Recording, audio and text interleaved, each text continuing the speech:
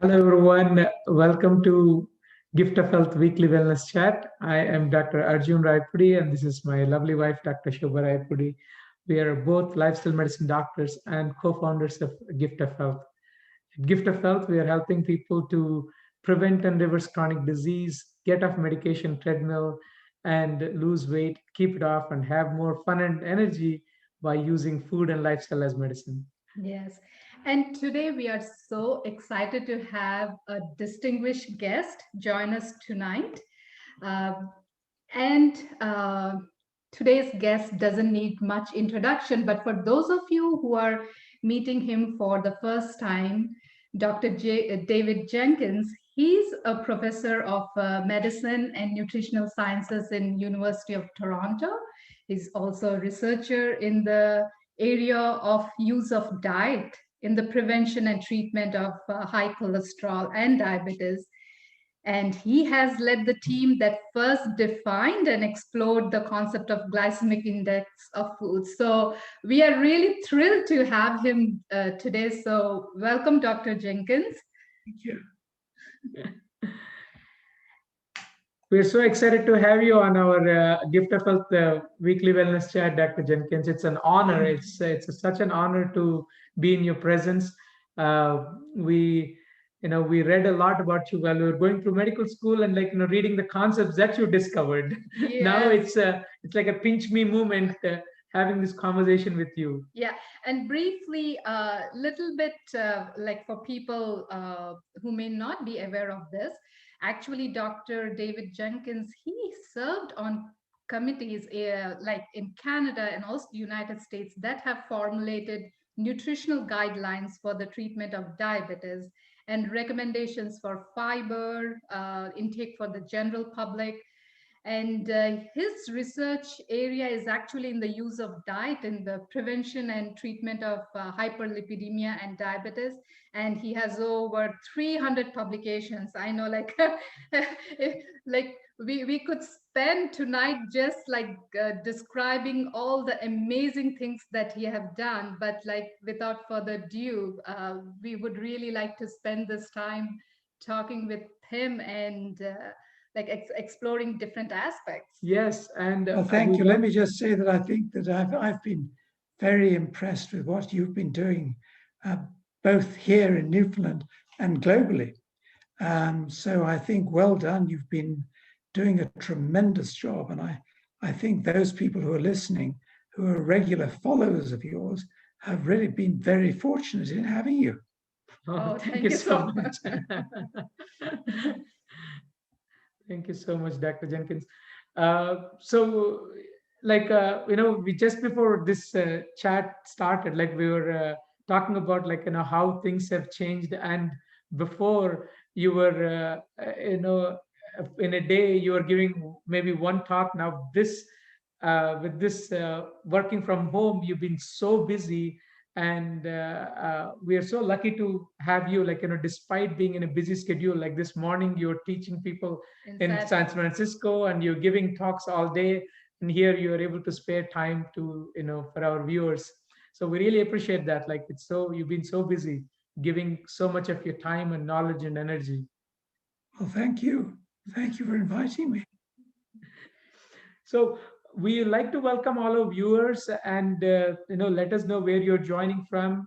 Share this with your friends and family, invite them, and feel free to ask any questions you may have about how to about the research on diabetes and high cholesterol, and how food and lifestyle are related to this.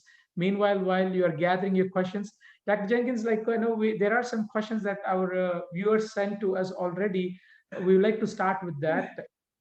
So the first one is this: you have done extensive research on the efficacy of comparing the efficacy of different diets versus the medications like statin drugs to lower the cholesterol.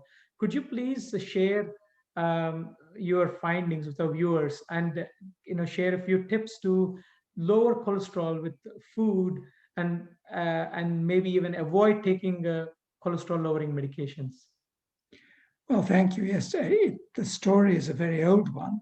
It started with Dennis Burkitt and Hugh Trowell, who were great fathers, if you like, of the modern era of dietary fibre, when they returned to Britain from Uganda, where they'd been medical people serving the Uganda population at Makerere University.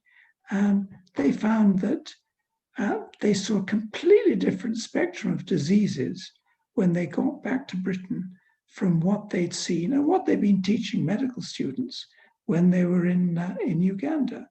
So they were thinking at the time, what is the reason for Western disease as they saw it? And why do people in other countries very often escape these diseases?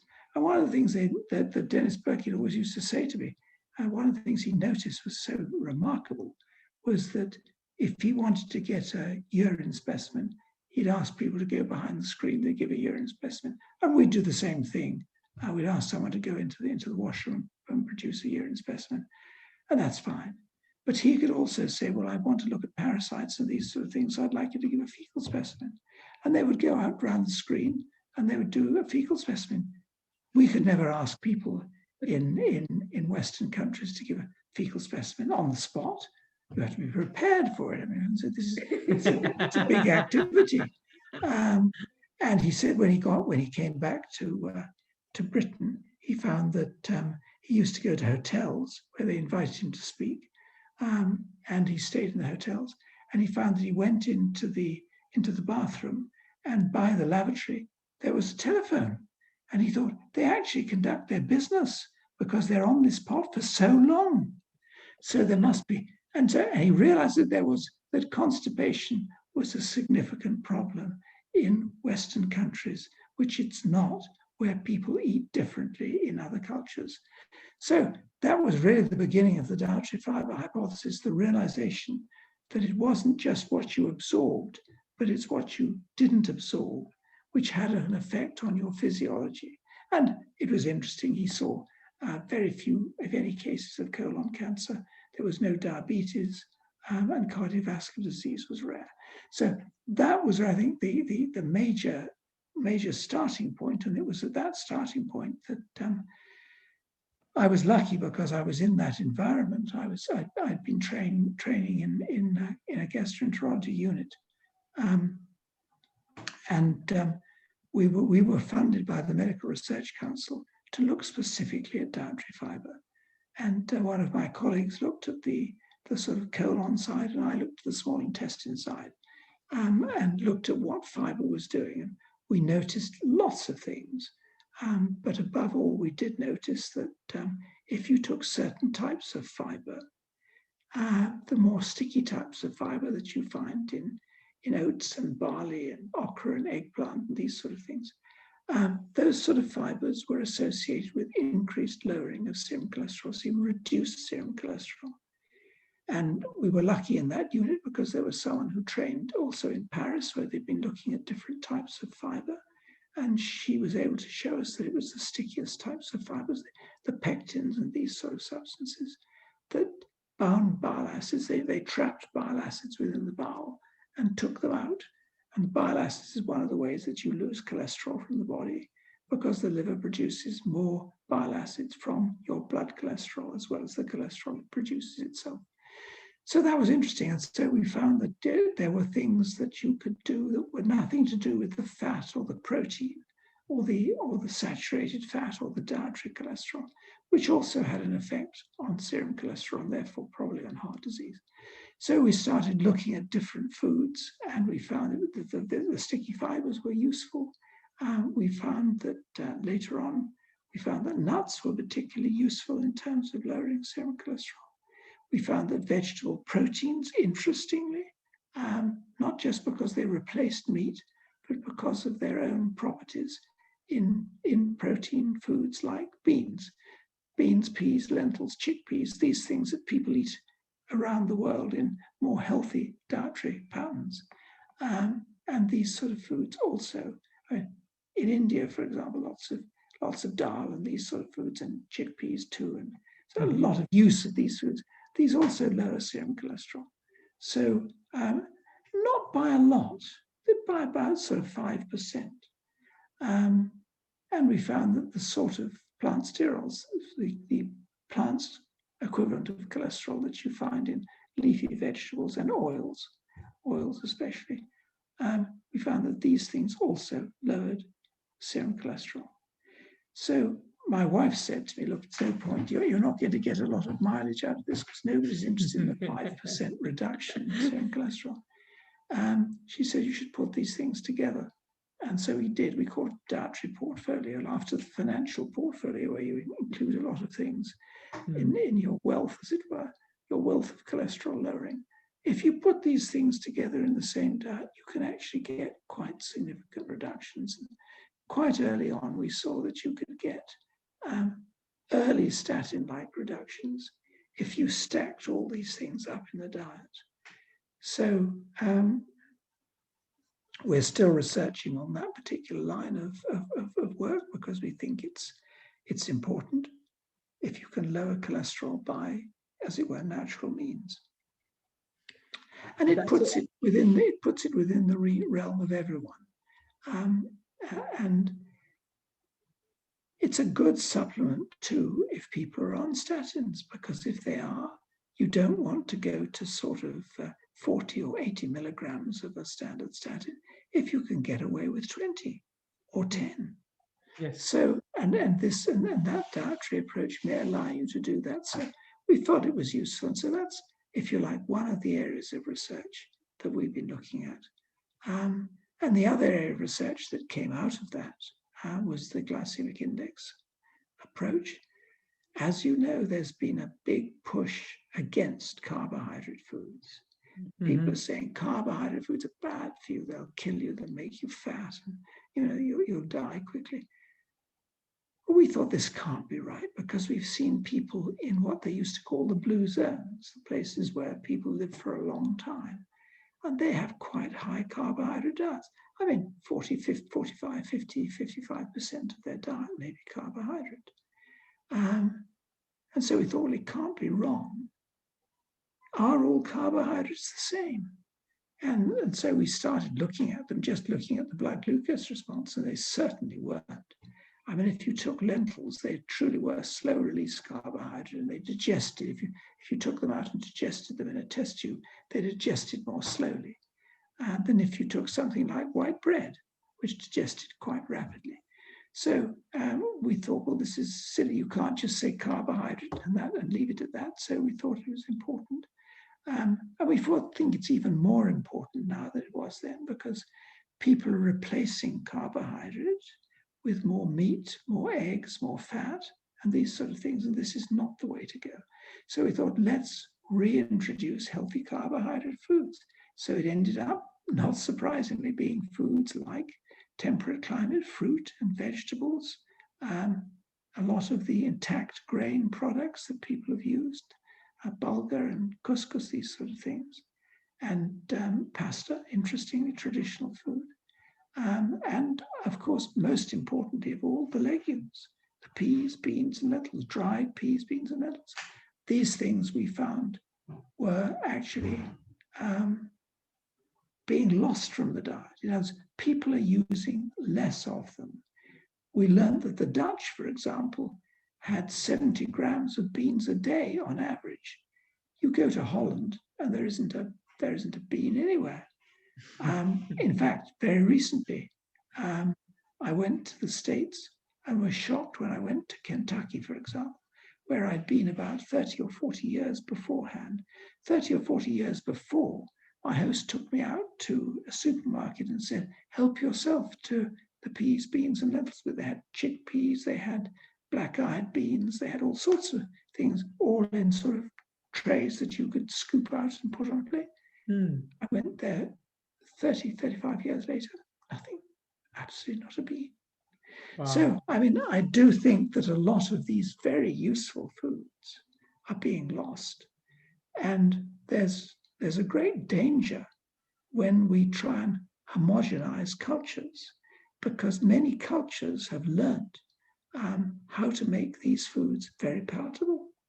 And I mean, one of the nice things about Toronto is that it is so culturally diverse that a lot of these restaurants are still well, they were still hanging on before we got this particular virus, and I hope they'll come back again.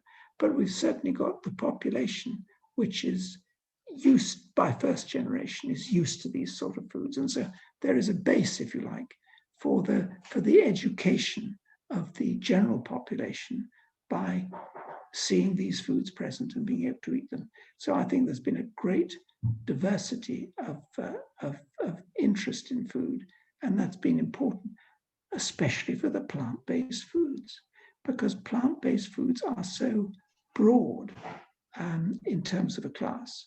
It's not just like sort of beef and potatoes or whatever, which people can eat. It's a very sort of minimalistic diet. If you want to take the advantage of fruit and vegetables, there are a great many of them, and many of them are very culture specific. So the more cultures you have, the better your variety, as it were, and the better your choice. So I think that's been useful for us. So that's why we now push our low glycemic index diets, which tend to be the foods that are the fruit, the vegetables, the intact grains, the legumes. These sorts of foods are the sort of foods that we would put in the low glycemic index basket, as it were, which tend to keep the blood glucose levels down, and so would be useful in diabetes and also long-term for cardiovascular disease prevention, because diabetes and cardiovascular disease are so closely linked. As I'm sure I don't have to tell your audience that, because you've probably told them that many, many times. But it's true. And then in addition to that, we would overlay that with cholesterol-lowering foods. So we have glucose-lowering and cholesterol-lowering foods, which can certainly spare some of the need for high drug usage. And that I think is important. High drug usage is where one sees some side effects. At lower drug usages, one may see nothing. People may just get the benefit. So if we can keep people in that range, that's good. So that's basically been the work we've been carrying on. We've obviously kept an eye open for cancer, because that's a major chronic disease that one wants to make sure that one doesn't do one thing that switches people into the bad side, as it were. You want to keep people onto the side that you want them. And I think these diets too, from all the evidence that we've got so far, seem to be beneficial from the cancer point of view. In fact, they are the sort of diets that the International Cancer Foundation is also advising. So we're not sort of out on a limb, do you know what I mean? But we're giving a somewhat more of a rationale for why these things may work, certainly on things like glucose and cholesterol. So that's my story. That's yes, it's a quite an incredible, amazing, work you have done. Like it's, you gave it all in the last few minutes. You summarized your decades of work, like what you've been accomplishing with the dietary portfolio for lowering the cholesterol and the glycemic and the whole the description of glycemic index and using it, how to use it the right way. I think these are one of the most remarkable discoveries. Like you are one of the first people who have stumbled upon it. Like you mentioned, Dr. Dennis Burkett, who's one of our heroes, and you are one of our hero. He, it's you are in that first league who found that actually it's the dietary fiber, soluble, insoluble fiber. It's the fiber, how the fiber is lowering, has that lowering effect on the cholesterol. But at the same time, in current situation, it's really disheartening to see like how glycemic index has been utilized in terms of, especially when people are diagnosed with diabetes. The set of recommendations they get is do not eat fruits because they may raise your blood sugar level, and especially when they go to a dietitian. So would you be able to speak on that, like, because many people are actually afraid to take fruits or carbohydrates when they're diagnosed with diabetes? No, well, I think that what one has to do is one's, with all things with diabetes, one of the, I mean, probably we used to say 90% of people with diabetes, or 80 to 90% were overweight.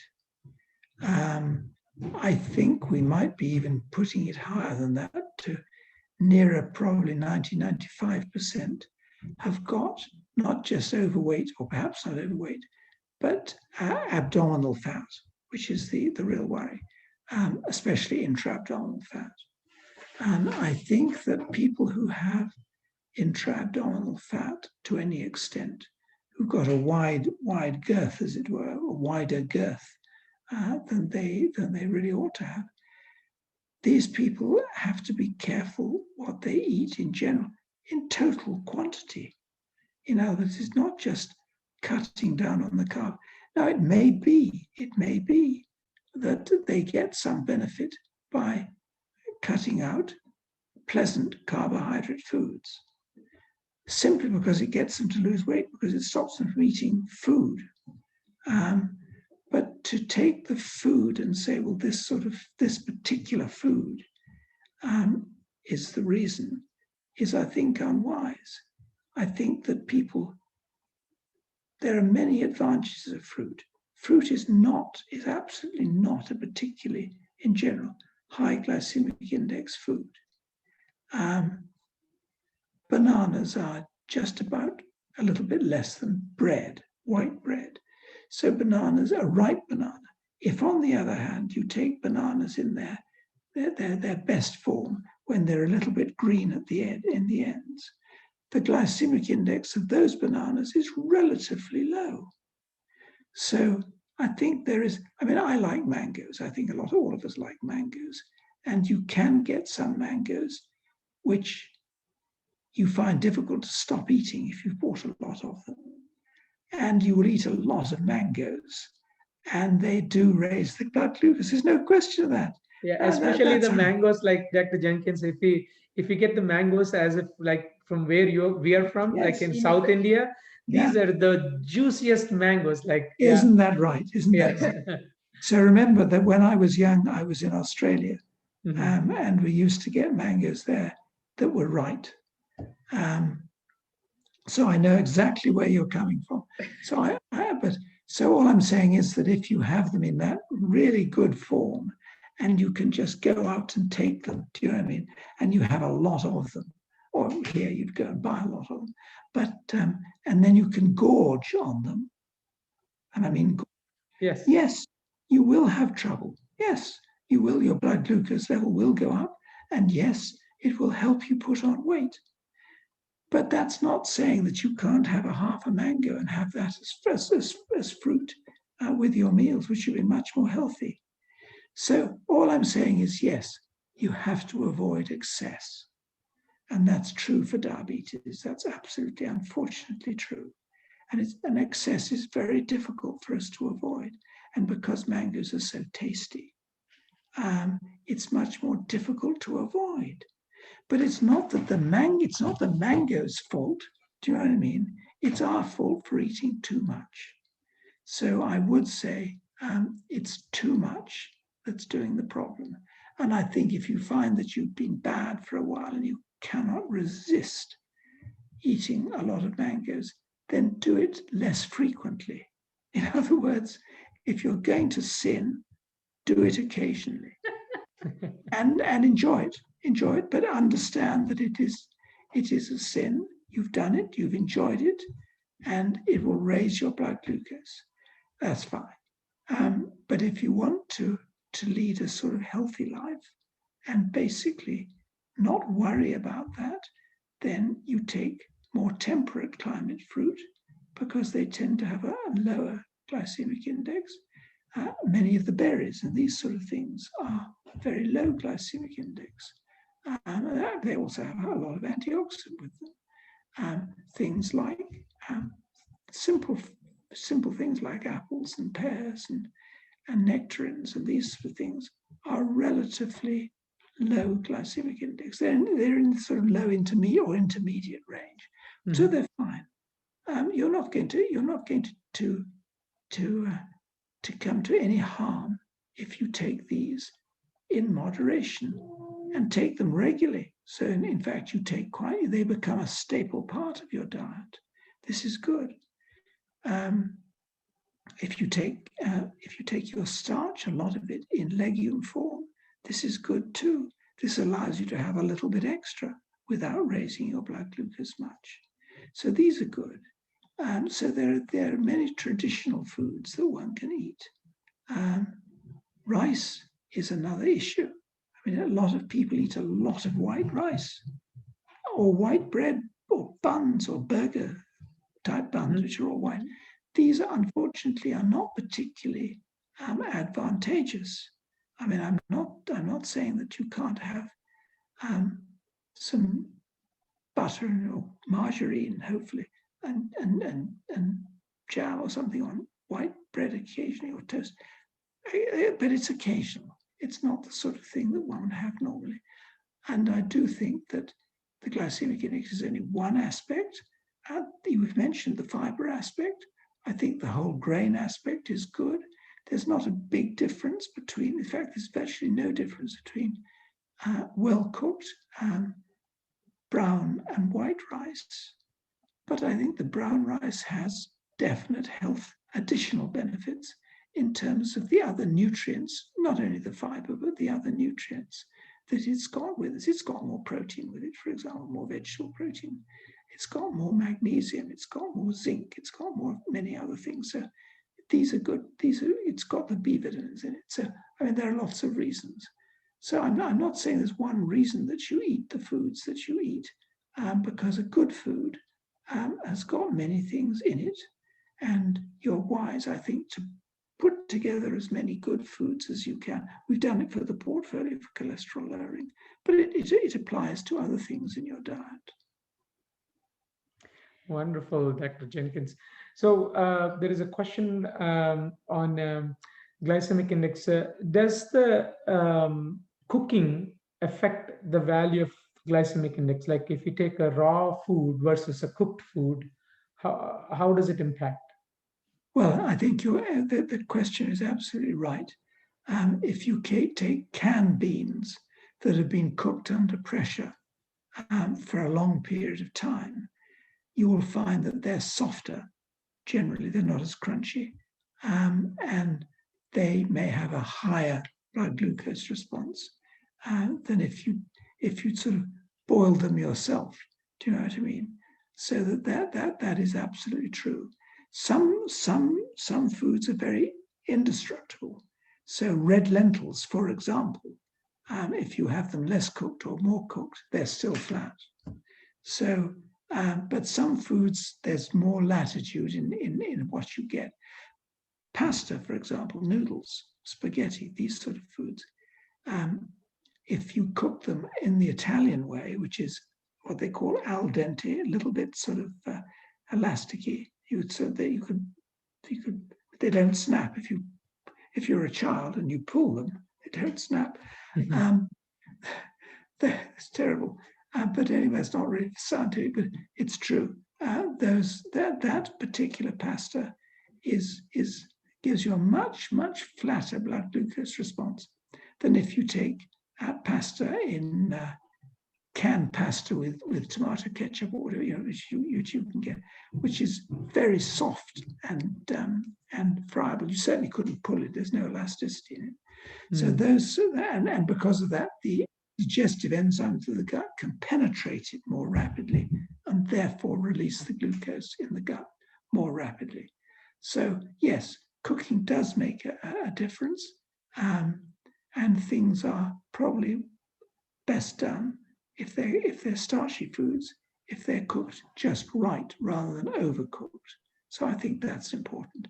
And also particle size is important. In other words, does something have a large grain to it or a small grain? If it's very finely milled as a flour, it will tend to raise the blood glucose more than if it's in a whole form. But on the other hand, you can easily, if you take the Chinese example of their fluffy rice, the short grain flour, you can pick up on chopsticks. Mm-hmm. That's sort of glutinous rice. That is a much higher glycemic index rice than if you take, say, a parboiled rice from India, which is a long grain rice. And when you cook it, when you boil it, there's actually very often there's water there. It doesn't necessarily take up all the water when you finish boiling it, and it's still edible. So that will give you a flatter blood glucose response. So there are certain tricks, there are certain ways and things that you can lower your glycemic index of your diet by doing things carefully that way.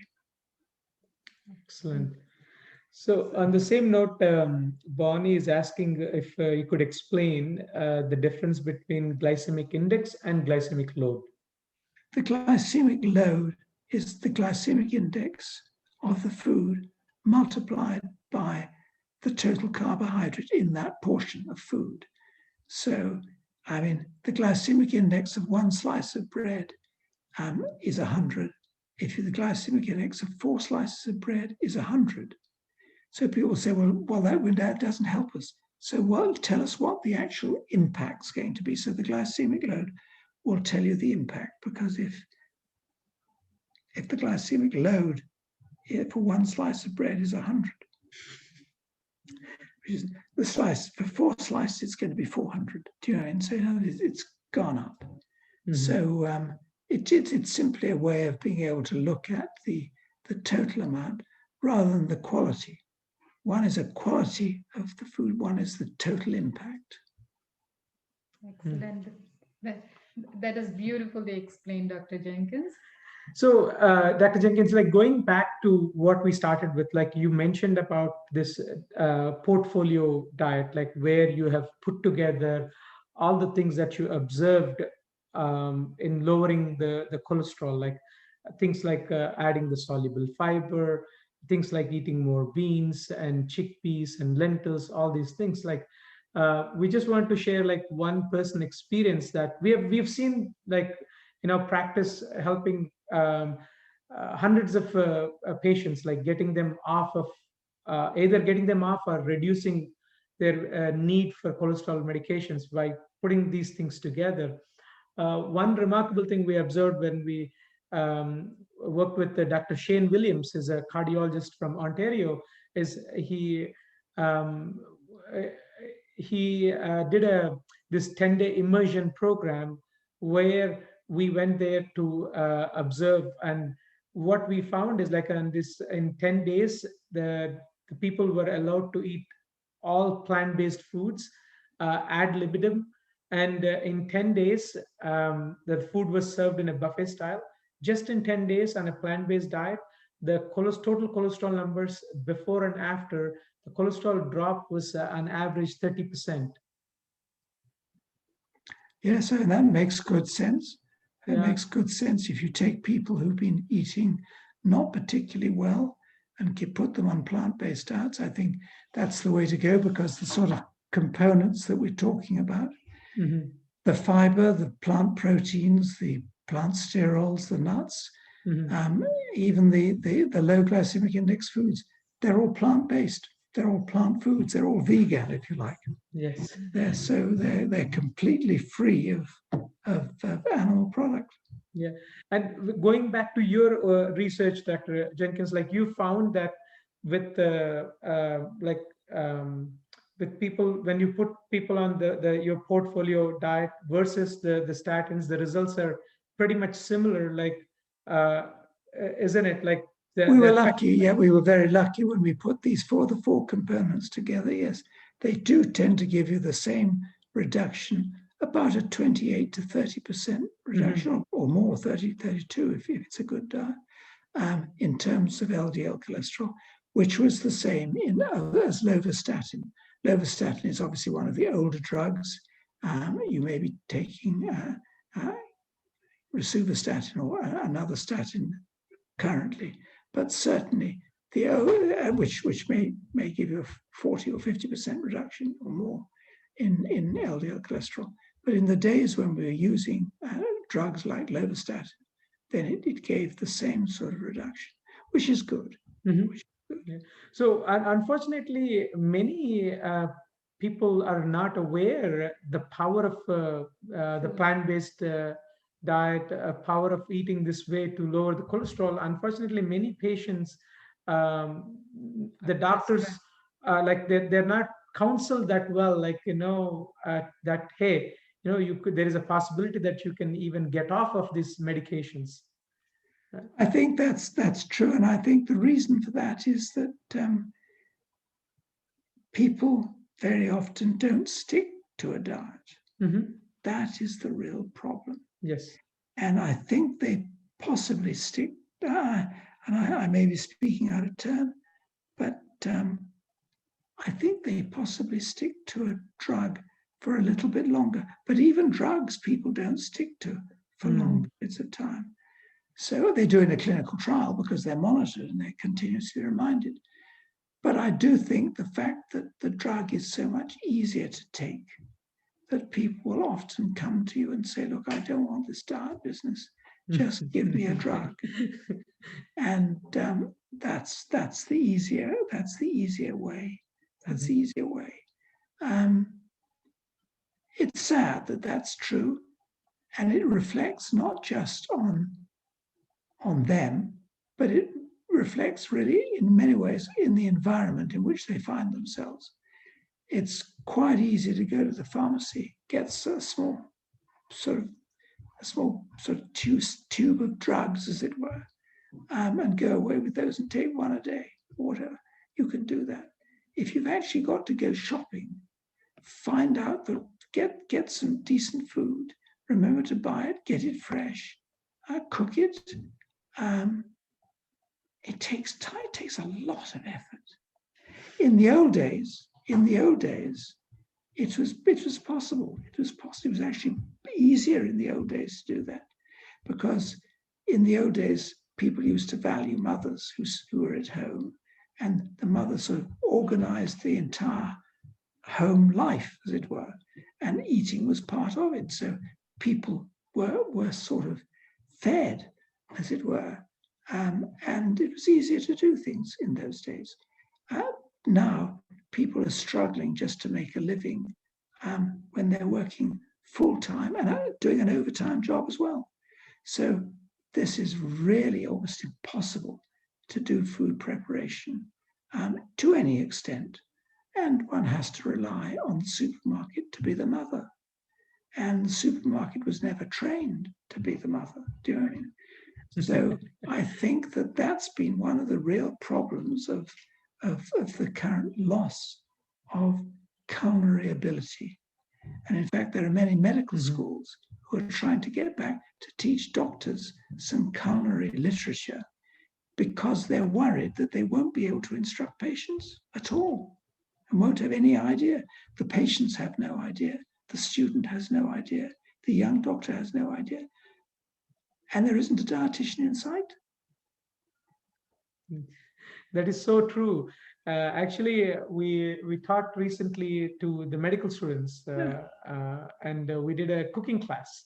Like we talked about the science of nutrition, the plant-based nutrition. We showed them how to make like 3 different dishes, and so the students were cooking along with us. And this is happening more at many places as well, like the culinary medicine. I think this is right. I think the culinary medicine is good, and I think it highlights one of our big deficiencies: the fact that we give pharmacologic treatment, we don't give lifestyle treatment, and yet we know the diseases we're treating are so often lifestyle associated. I mean, a statin is an inhibitor. An SGLT2 is an inhibitor. We're giving inhibitors because we're just trying to inhibit the Western lifestyle. That is so well put. we are trying to halt the effects of the Western lifestyle. Yeah. So in your time in medicine and research, like you have seen many diets come and go, right? Especially the low carbohydrate diets. They might have taken different names. Atkins diet, South Beach diet, paleo diet, like Keto diet. keto diet, like these just keep popping up again and again. So uh, how could you, share like tips to our viewers how not to fall for these traps of these low carb diets and see the evidence? I think, to be honest, you're quite right. It should be very easy. It should be quite simple for us. The trouble is that we have to put ourselves in the historical context. Probably 100 years ago, just over 100 years ago, maybe 110 years ago, 120 actually. Sorry, I'm getting older. 120 years ago, we had no packaged goods. Really, we had no packaged goods.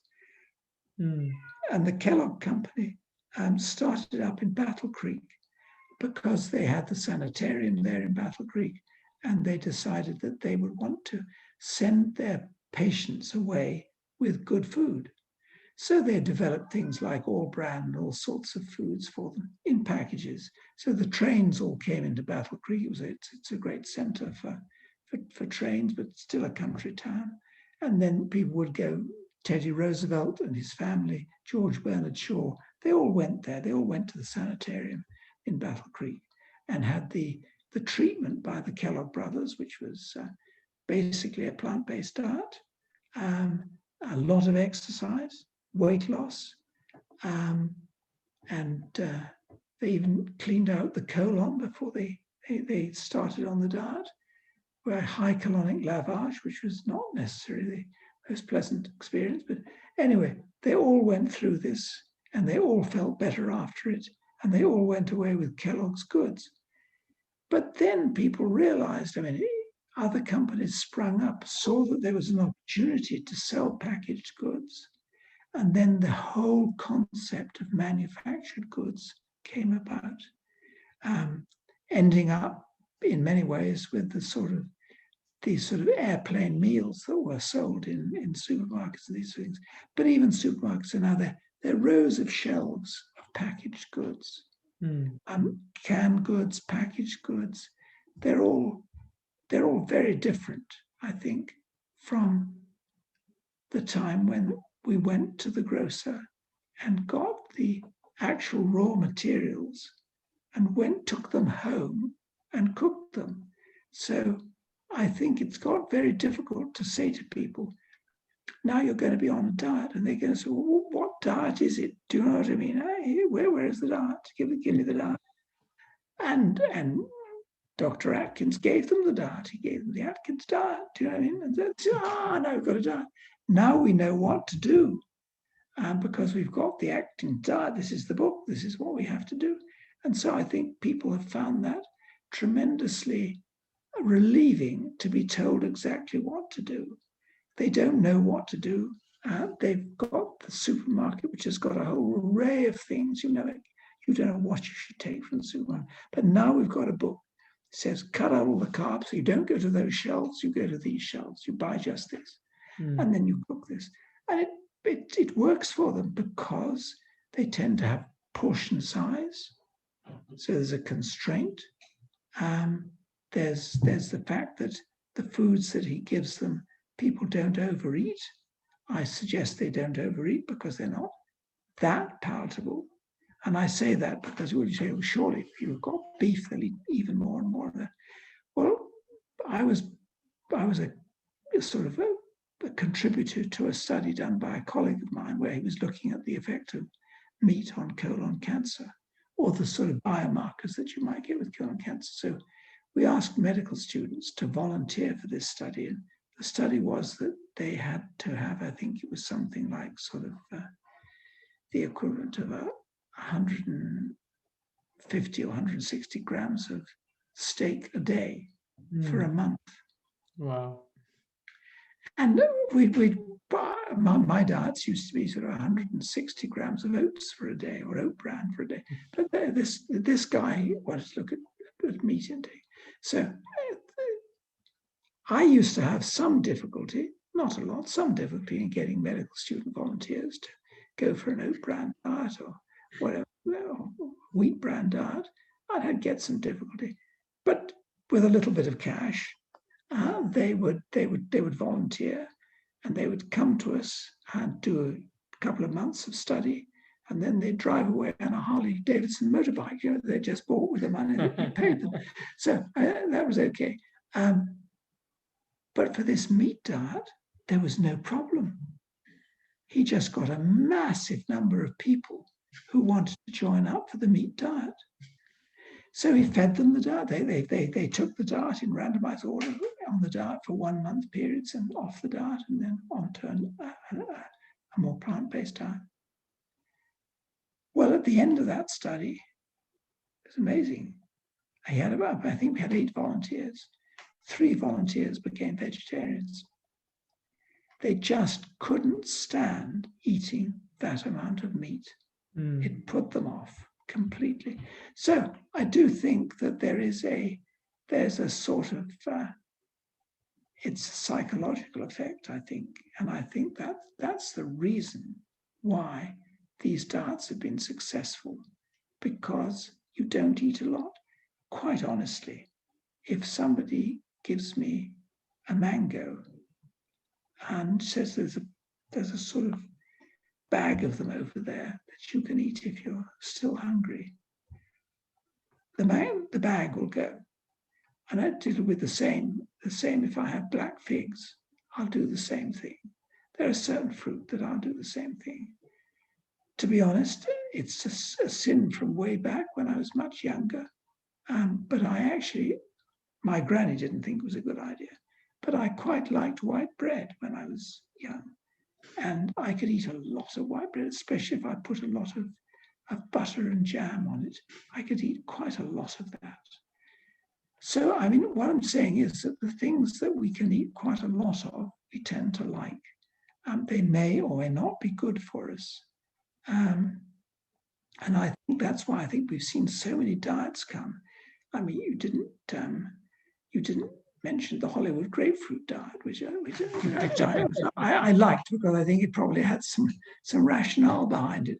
It was semi-starvation. Do you know what I mean? But they all got people to lose weight. And I think people who are on a weight loss diet have got to remember that when you are on a weight loss diet, the first thing you lose is water, because your insulin levels fall and your retention of sodium by the kidney is reduced, so you excrete more sodium. And with that goes water. And that gives you a big initial boost in terms of looking at the scales and saying, this is great, I've lost weight. And then you go on, and it's that the gains are much less. And at that point, people start getting fed up. Do you know what I mean? They start thinking, I'm not eating anything. I'm eating like a bird. Nothing's happening. And at that point, they stop. And that it may have done a little bit of good for them, but for many people, it hasn't really got where they need to.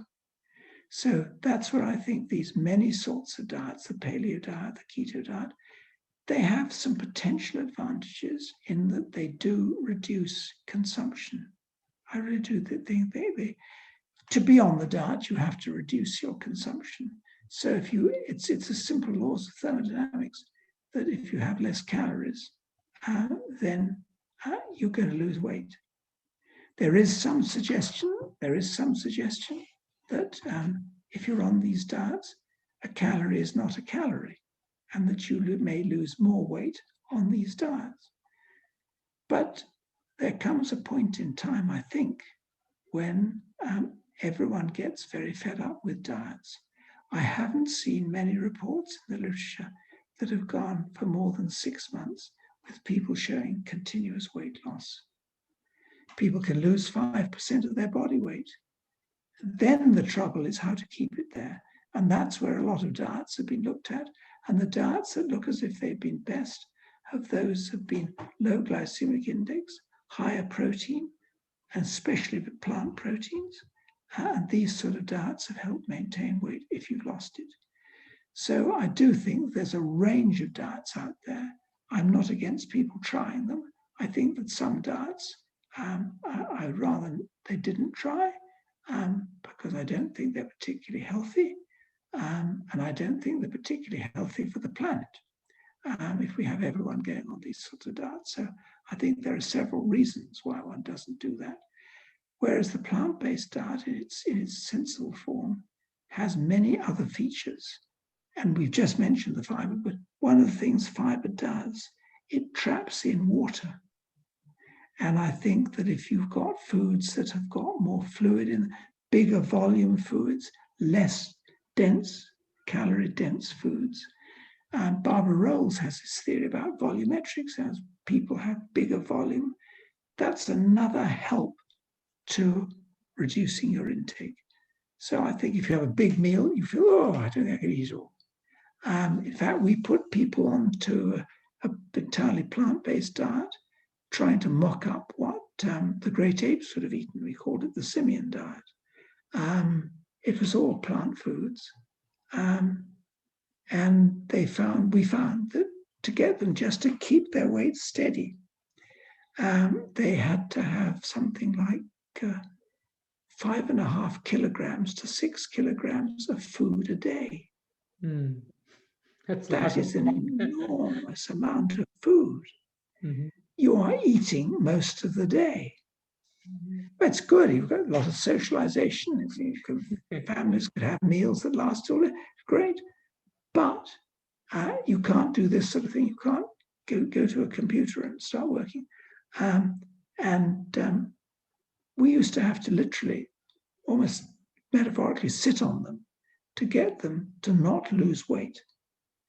At the end of that study, they'd maintained weight just, and their blood lipid levels had gone right down. So, I mean, to your point, they'd gone down even more than we saw on the dietary portfolio. In fact, that was the inspiration in many ways for the dietary portfolio. But we knew that people would not eat that volume of food. So we had to get the cholesterol-lowering components into a smaller volume. That's hence the portfolio. So I think that, I do think there are many sorts of diets. There are many more that are going to come. There's always going to be a push on the low carbohydrate diet. I think that's because they've been eating the wrong carbohydrate foods, and I think not the healthy ones. I'd prefer they had the healthy ones and had a modest carbohydrate intake. I do think that carbohydrate intakes can be reduced on plant-based diets to, say, 45% of calories, which is quite low. I don't think you have to go any lower than that. And I think that you can go much higher on a plant-based diet in terms of carbohydrate intake. People should look what suits them, and it's very often what suits their taste buds. Do you know what I mean? I think this is something in dietary advice we spend so little thought to. What will the person actually adhere to? In other words, what sort of diet will they? And very important that people look at the culture that people came from, because you should be able to make use of that. In other words, if they had this when they were young, why not go back to it? Do you know what I mean? If their family had this sort of thing as part of if it's a healthy food, try and preserve it. So my great push is to try and push plant foods to understand something of the origin of the large array of plant foods, and then to get people to self-select, if you like, from a large array rather than a very narrow band. It's so comprehensive, Dr. Jenkins. Even when we teach our lifestyle medicine program, we start for our students, they start with identifying the foods that they love, and then we teach them how to create healthier versions of them using the whole plant ingredients. Absolutely right. Yeah, so they love eating burgers and pizzas and pancakes, and let's see, okay, how do we make all these foods more healthier? That's why you're so successful. That's why you're so successful. Well, Dr. Jenkins, it's this is the last question. There's a lot of discussion on cholesterol, wondering why plant-based foods does not increase HDL cholesterol, although it lowers LDL cholesterol. Like, can you have a comment upon that? Like, well, I think what happens is in many situations, when you lower LDL cholesterol, you tend to have a somewhat a small reduction in HDL cholesterol. HDL cholesterol is controlled by many factors.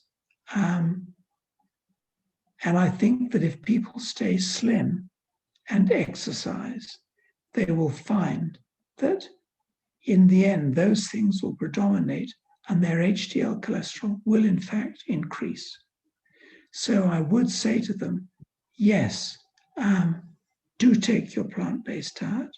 You may get a small reduction in HDL cholesterol, but that can easily be countered by more exercise and more weight loss if you're overweight. And I think you'll find that there are a lot of people who are plant-based eaters who are sort of traditional runners, weekend runners or whatever, or go for a run every day, who've kept themselves slim, and you will find their HDL levels are in ideal condition. So I do think that if people do find it too much of a fall in HDL, please look to your body weight and please look to your exercise pattern. excellent. That's great, Dr. Jenkins. Thank you so much. It's been, we really enjoyed having this conversation with you, and we will cherish this conversation for a long, long, long time. Yes. Well, let me just say how much I really admire the work you're doing. And I just hope that you can manage to get other seeding nuclei of people like yourselves doing this across the country. I think this is tremendous. And across the planet, I think we need to do this. So well done to you too. Oh, thank you so much. And I know it's really rare to, to get people like you. So just as a parting thought, like what advice would you give to either the medical students or the doctors nowadays who are practicing this? Like what parting thought would you leave us with? Well, I would like to think that they have access to the sort of programs you're running. I think you may have to run programs specifically for them, to be honest. And you may be doing that, but I think that's important because they do have a wide range of needs. I wish we'd been able to introduce more nutrition to our students at the University of Toronto, for example. And I think my colleague John Stephen Pye was doing a tremendous job with culinary medicine and other things. But unfortunately, the medical school curriculum is very crowded, and it's very difficult to find a spot. So I do think that the advice I would give to colleagues, young and older, is keep your eyes open on to the work that people like yourselves are doing. Keep your eyes open for nutritional findings in the journals, and build up your own resource and your own body of knowledge in this area, and it will serve you well. But it's not something that, unfortunately, college exams and all these other sorts of things have recognized up till now. And this is a pity. I'm just hoping that individuals can learn by themselves. And I realize that that itself is difficult because everyone's life is so crowded. So thank you for doing what you're doing. Oh, thank you, Dr. Jenkins. It has been such a pleasure, and really thank you. And I know your day has been so busy, but we really appreciate the time that you took today. And this was the best discussion. Yes. Good. Well, good luck to you all. And we'll see you perhaps when things clear up. Yes, absolutely. Thank you so much. Have a wonderful rest of the day.